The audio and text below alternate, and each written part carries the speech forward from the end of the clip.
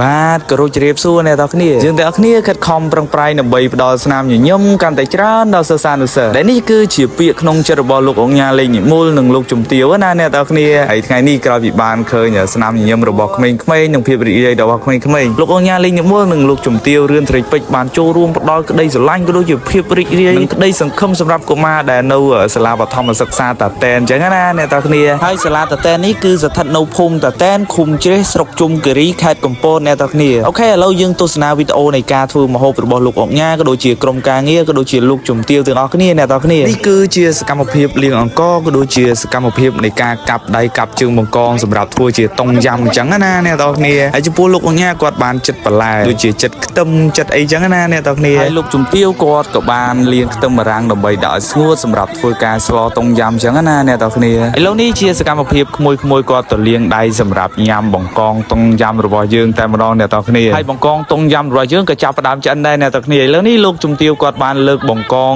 ដើម្បីឲ្យក្មេងៗពិសាចឹងណាអ្នកទាំងគ្នាហើយអ្នកគ្រូគាត់ក៏បានជួយលើកលោកជំទាវចឹងណាអ្នកទាំងគ្នាហើយសំខាន់ទៅមើលមុខក្មួយៗគឺគាត់ពិតជាពេញចិត្តនឹងមុខម្ហូបមួយនេះខ្លាំងមែនទែនតែម្ដងអ្នកទាំងគ្នាហើយសំខាន់ណាស់ស្នាដៃរបស់លោកអង្គញាលេងនិមលមិនធម្មតាទេអ្នកទាំងគ្នាគឺដឹងតែឆ្ងាញ់តែម្ដងអ្នកទាំងគ្នាហើយអ្វីដែលមិនអាចភ្លេចបាននោះគឺការយកចិត្តទុកដាក់ពីលោកអង្គញាលេងនិមលក៏ដូចជាលោកជំទាវរៀនស្រីពេជ្រមកកាន់ក្មួយមើលទៅមុខក្មួយគឺគាត់ពិតជាសប្បាយរីករាយខ្លាំងមែនទែនតែម្ដងអ្នកទាំងគ្នាហើយមើលទៅមុខប្អូនមួយនោះគឺគាត់សើចសប្បាយខ្លាំងមែនទែនតែម្ដងអ្នកគ្នាហើយគាត់ថែមទាំងមានការចែកជា